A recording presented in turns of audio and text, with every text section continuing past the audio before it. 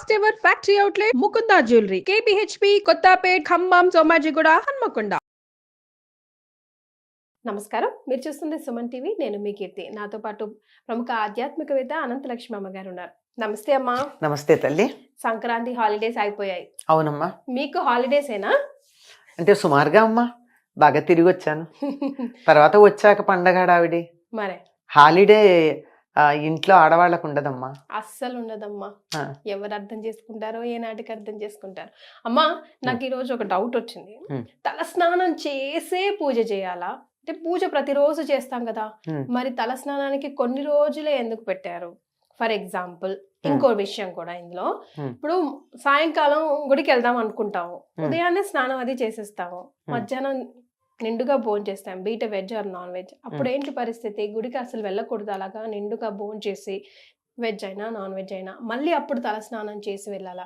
అలాగా comment box లో రకరకాల ప్రశ్నలు వస్తున్నాయి, అవన్నీ సేకరించాను, మీ ముందు పెట్టాను ఈరోజు.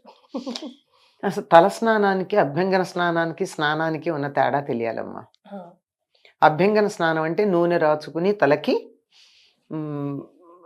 కుంకుడుకాయో షీకాయో ఈ రోజుల్లో ఏదో షాంపూనో పెట్టుకు రుద్దుకుంటారు.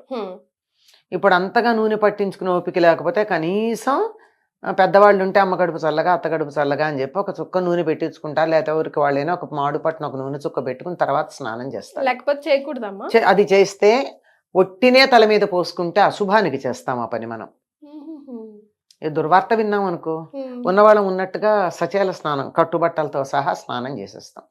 అంటే ఒకవేళ బట్టలతో చేయకపోయినా కనీసం స్నానం చేసి బట్టలన్నీ అక్కడ తడిపి అక్కడ పెట్టి మరీ స్నానం చేస్తాం, అంతే కదా. అంటే అది సెంటిమెంట్, దాని వెనకాల ఏమైనా ఉందా అమ్మా? ఉందమ్మా, లేనిది మన సెంటిమెంట్లు అన్నీ కూడా వెనకాల సైంటిఫిక్ రీజనింగ్ ఉన్నవే అన్నమాట. అలాగే కొన్ని ఇంట్లో పితృకార్యాలు చేస్తారు, తద్దినాలు అవి పెడతారు. అలా పెట్టేటప్పుడు ఏం చేస్తారు? తలస్నానమే చేస్తారు, తలంటి పోసుకోరు. నిన్న కనుమ నాడు కూడా అందరూ తలస్నానమే చేస్తారు, భోగినాడు తలంటి పోసుకుంటారు. రెండుకి తేడా ఉంది చూసారా? భోగినాడు పోసుకునేదే తలంటి, అభ్యంగన స్నానము. కనుమ నాడు చేసేటటువంటిది మామూలు తలస్నానం. ఈ రెండిటికి తేడా తెలియాలి. ఇది తెలియక తలస్నానం చేయాలంటే ఎందుకు చేయాలి? చెయ్యక్కర్లేదు, నిత్యం చేయక్కర్లా.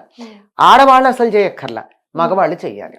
ఇప్పుడు మీరు తలస్నానం చేసి పూజ చెయ్యాలని ఒక మాట అడిగారు. ఎవరు చెయ్యాలి పూజ? ఆడవాళ్ళ మగవాళ్ళ?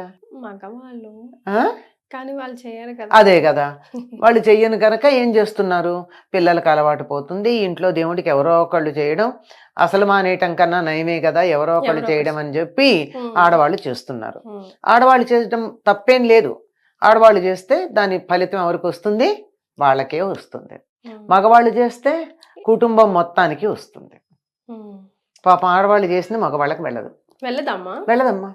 అందుకోసం ఏం చేస్తారు వీళ్ళు? వ్రతాలు చేసి ఆ వ్రతం యొక్క ఫలంగా నా భర్త కలకాలం బతికుండాలి అని ప్రత్యేకంగా కోరుకుంటున్నారు. మరి ఒకళ్ళు అడిగారు, మరి మగవాళ్ళు ఎవరు ఆడవాళ్ళకి మేలు కలగాలని వ్రతాలు చేయరు అంటే, అసలు వాళ్ళు పూజ చేస్తే కుటుంబానికి అంతా వస్తుంది కదా, ప్రత్యేకం చేయడం దేనికి?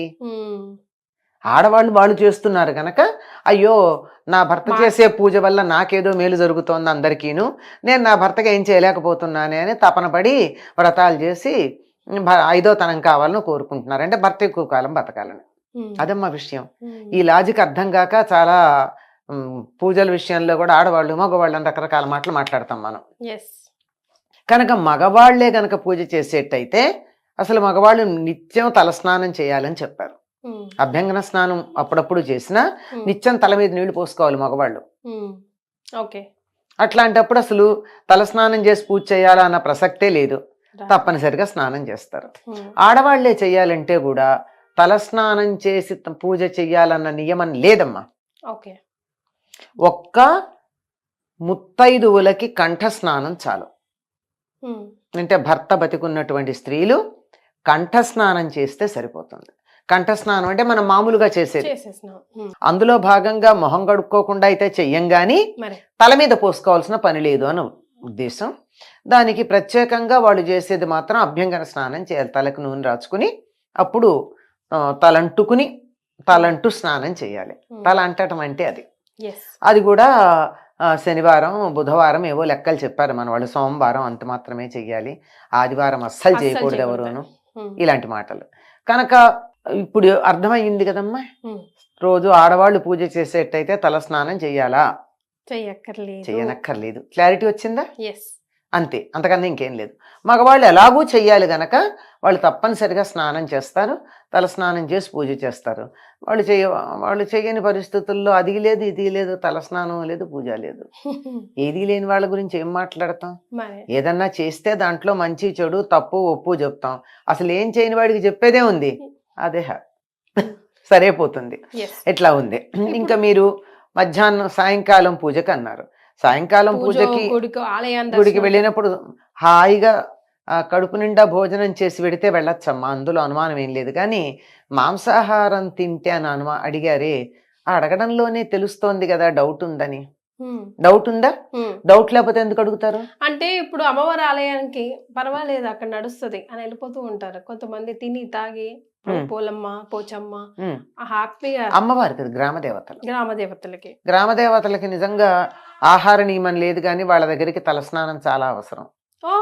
మీరు చూస్తారు కదా, గ్రామదేవతల గుడికి వెళ్లే వాళ్ళంతా తలస్నానం చేసి పెడుతూ ఉంటారా లేదా? మాక్సిమం పెడతారు కదా. అదో పద్ధతి అనుకుంటారు. ఈ తిని తాగి అన్నది వాళ్ళ ఇష్టం అమ్మా, దానికి మనం చెప్పగలిగింది ఏం లేదు. వాళ్ళని మా ఇష్టం అని చేసేటటువంటి వాళ్ళకి సమాధానం లేదు. చేయొచ్చా చేయకూడదా అని అడిగిన వాళ్ళకి మాత్రమే సమాధానాలు ఉంటాయి. కానీ మా ఇష్టం వచ్చినట్టు చేస్తాను, చెయ్యొచ్చా అని అడిగితే మా ఇష్టం వచ్చినట్టు చేస్తామని నాకు చెయ్యొచ్చా ఎందుకు, నీ ఇష్టం వచ్చినట్టు చేసేసుకో. నువ్వు చేసే పనులకి మా ఆమోద ముద్ర అక్కర్లేదు. అది మంచి అయినా చెడైనా, మంచి చేసినా అక్కర్లేదు నువ్వు చేస్తున్నప్పుడు, చెడు చేసినా అంతకంటే అక్కర్లేదు. కానీ దేవాలయానికి వెళ్ళేటప్పుడు మాత్రం ఒకప్పుడు తప్పనిసరిగా పరగడుపున వెళ్ళమని చెప్పేవాళ్ళు. పరగడుపు అంటే తినకుండా వెళ్ళమని. కానీ ఇప్పుడు అది ఎవరు పాటిస్తున్నారు? ఏమన్నా అంటే మాకు మందులు ఉన్నాయండి, టాబ్లెట్లు వేసుకుంటున్నాం. నాకు ఆశ్చర్యకరమైన విషయం ఏమిటంటే థైరాయిడ్కి మందులు వేసుకుని మేము టాబ్లెట్ వేసుకున్నాం కనుక బ్రేక్ఫాస్ట్ చేయాలండి అని చెప్తున్నారు. థైరాయిడ్ పరగడుపున వేసుకోవాలి, దానికి తినాలని నియమం లేదు. కానీ వీళ్ళు తినడానికి థైరాయిడ్ టాబ్లెట్ వేసుకోవడం అన్నది వంకగా చెప్తూ ఉంటే అసలు ఇంత దొంగతనం ఎందుకు? ఆత్మవంచన దేనికి? నాకు టిఫిన్ తినాలనుంది తిన్నాను అని చెప్పు, అంతేగాని మందులు వేసుకుంటున్నాను గనక తినాలని ఏం లేదు. బీపీ టాబ్లెట్లకు కూడా అక్కర్లేదు, కొంచెం తినాలి కదమ్మా. అక్కర్లేదమ్మా, కాఫీనో టీనో చాలు అంతే. మరీ ఎక్కువ వేసుకుంటే తప్ప ఒకటో రెండో వేసుకునే వాళ్ళకి ఏం పర్వాలా. బేసిక్ రూల్ మనకు చెప్పిన రూల్ అయితే పడిగడుపునే వెళ్ళాలి గుడికి పరగడుపున పెడతాం. లేదు సాయంకాలం వెళ్ళామనుకో, మధ్యాహ్నం భోజనం అయిపోయింది కదా, 5-6 గంటలు అయింది కదా భోజనం అయ్యాక, ఏం పర్వాలేదు. వీలైతే మామూలు స్నానం చెయ్యండి, అది మంచిది, బట్టలు మార్చుకుని పెడితే చాలు. అంతకన్నా పెద్ద నియమేమీ అక్కర్లేదు. అంతే. ఇక్కడ ఉంటుంది. అసలు మనం ఏమనుకుంటున్నాం, ఇప్పుడు నేను అడిగేటప్పుడు మీరు అన్నట్టు కొంచెం అమ్మ నాన్ వెజ్ తిని గుడికి, అక్కడే అర్థమైపోయింది కదా, అడగడంలోనే తెలుస్తోంది కదా. అది నాన్ వెజ్ అంటేనే సాత్విక ఆహారం కాదు.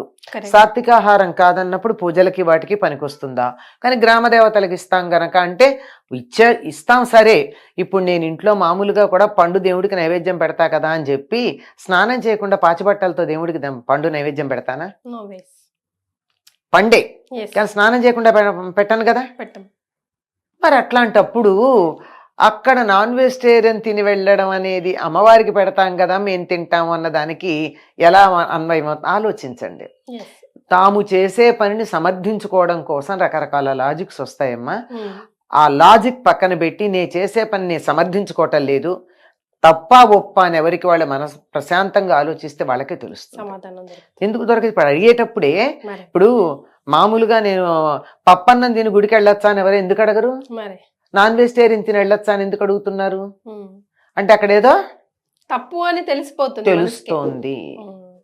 అందువల్ల నేను తప్పు చేస్తాను, నువ్వు ఆమోదించు, దీనివల్ల వచ్చే పాపం ఏదన్నా ఉంటే నీకు వస్తుంది, నేను హాయిగా పుణ్యం తీసుకుంటానని చెప్పేటటువంటి పద్ధతి.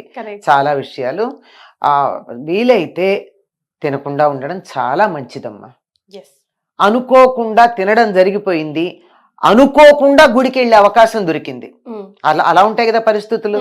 మరీ ప్రతిదాన్ని అలా స్ట్రిక్ట్ గా పట్టుకుని రూల్స్ యంత్రాలం కాదు కదా. అట్లాంటి సందర్భంలో స్నానం చేసి వెళ్ళాలి.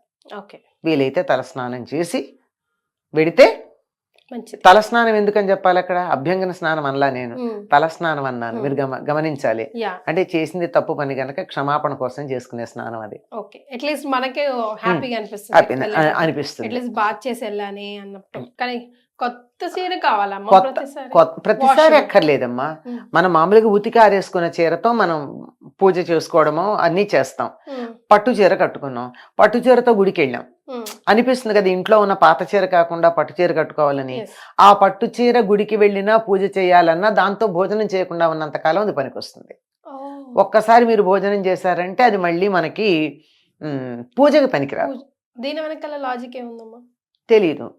కానీ భోజనం చేశామంటే ఒకటి ఆహారం తినడం అయిపోయింది కదా, ఉమ్, అంచేత ఒక ఎంగిలి పూట పడ్డట్టు అన్నమాట. ఎంగిలి పడ్డట్టు అయిపోతుంది అంతే, అంతకన్నా ఇంకేం కాదు. నాట్ రియలీ ఫ్రెష్ కాబట్టి ఆ. మనం సాధారణంగా నాకు తెలిసి ఎవ్వరూ కూడా పట్టు చీరలు అవి కట్టుకుని కాలకృత్యాలకు వెళ్ళరు, ఉమ్, మార్చుకుని ఎడతారు. ఉమ్, అందువల్ల వాటికి దోషం లేదు. వాటితో కానీ కాలకృత్యాలకు పెడితే ఉతకందే పనికిరాదు. ఎస్, అది కొత్త వాటి విషయంలో. కొత్త వాటి. పాతవైతే నేను నిన్న కట్టుకున్నాలే చాకలు తెచ్చింది మళ్ళీ ఇవాళ కట్టుకుంటానంటే కుదరదు. సో ఇలాంటి రూల్స్ కొన్ని పాటించి సింపుల్ అమ్మ. వాటి వెనకాల హైజీన్, అంతే. హైజీన్తో పాటుగా క్యారీ అవుట్ అయ్యే నెగిటివిటీ, ఉమ్, ఈ రెండింటిని దూరం పెట్టడం అంతే, అంతకన్నా అంతే. వేరే. Yes. Thank you so much అమ్మా. నమస్తే.